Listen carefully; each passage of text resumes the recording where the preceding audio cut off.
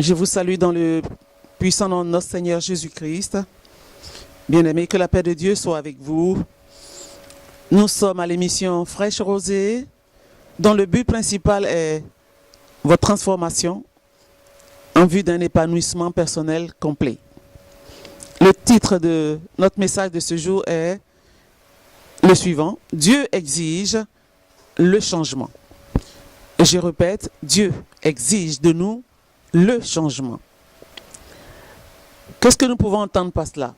Eh bien, sur la base de Romains, le chapitre 12 et le verset 2, qui nous dit clairement ceci: ne vous conformez pas au siècle présent, mais soyez transformés par le renouvellement de l'intelligence afin que vous discerniez ce qu'est la volonté de Dieu, ce qui est bon, agréable et parfait. Sur la base de ce passage, il est clair, il paraît aussi évident que Dieu veut de nous le changement. En effet, tout croyant né de nouveau, enfant de Dieu, a une nécessité absolue de adopter la nature de Dieu qui est son Père. Et cette nature, c'est le caractère de Dieu, le caractère de notre Seigneur Jésus-Christ, Dieu qui est venu sur terre rencontrer notre humanité pour nous aider. Le croyant a ce devoir, bien-aimé. Il doit prendre conscience que ce processus est inévitable. Il doit grandir en maturité. Il est question de renouveler ses pensées par la parole de Dieu. C'est ce que nous faisons ce matin. La Bible nous dit que la foi vient de ce qu'on entend, et ce qu'on entend vient de la parole de Dieu. Et nous savons tous que la chrétienté, c'est une marche de la foi. Le Seigneur n'a-t-il pas dit: mon juste, il vivra par la foi? Alors, la parole de Dieu, il faut la lire sur une base quotidienne.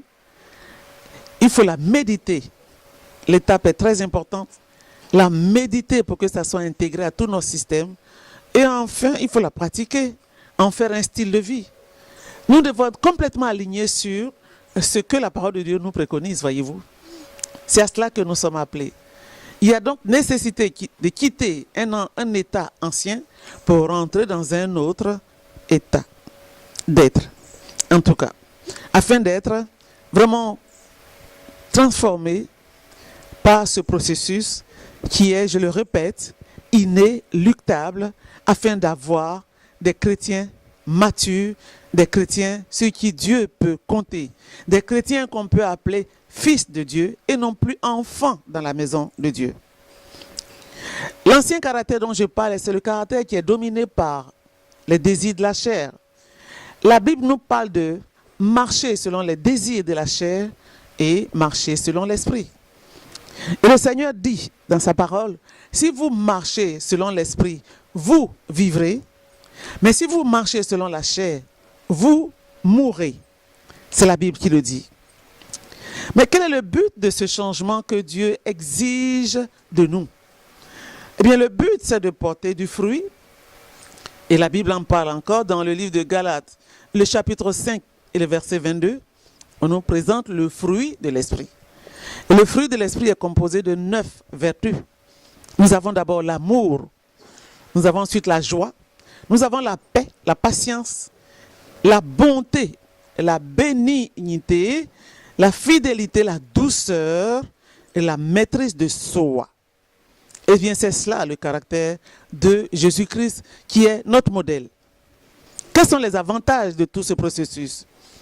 Eh bien, le Saint-Esprit maintenant vient habiter en nous. Nous devenons la gloire de Dieu parce que le Saint-Esprit, et je vous le rappelle, c'est lui qui est la gloire de Dieu. C'est quoi la gloire de Dieu? Manifester la puissance de Dieu et démontrer sa sagesse. Ainsi, nous devenons des représentants, des vrais ambassadeurs de Christ, le sel et lumière de la terre, et cela nous permet d'influencer le monde, d'impacter tout le système et de marquer notre génération.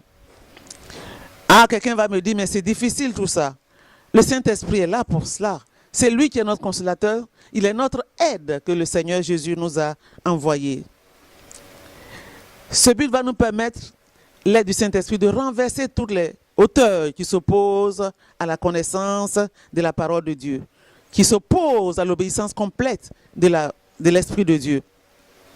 Le Seigneur nous a fait une promesse.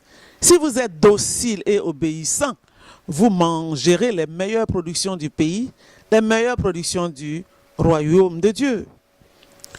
Souvenez-vous que la Bible dit clairement ce qui est impossible à l'homme est tout à fait possible à Dieu. Tout est une question d'obéissance et de vouloir se soumettre à la seigneurie du Saint-Esprit qui est Dieu au même titre que Jésus-Christ. À la fin de ce processus, nous devons refléter le caractère de Christ. Les pensées de Christ sont nos pensées. Les désirs de Christ sont nos désirs. Son attitude est notre attitude. Et nous sommes transformés de gloire en gloire. Et nous marchons dans la puissance et dans la victoire. Nous étendons à gauche et à droite. Nous possédons de nouveaux territoires. Que Dieu vous bénisse. Shalom.